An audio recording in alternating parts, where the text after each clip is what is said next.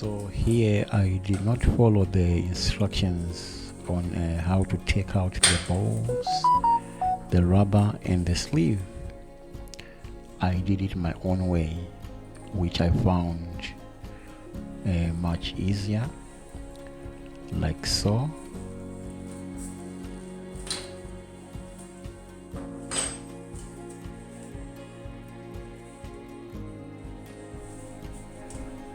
So I guess the whole idea is to remove these parts and leave a hole.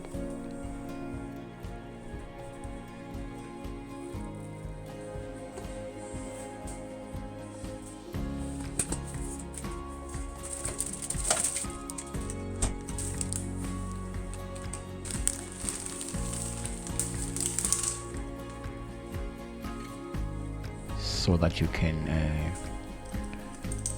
use these plugs to close the holes, like so.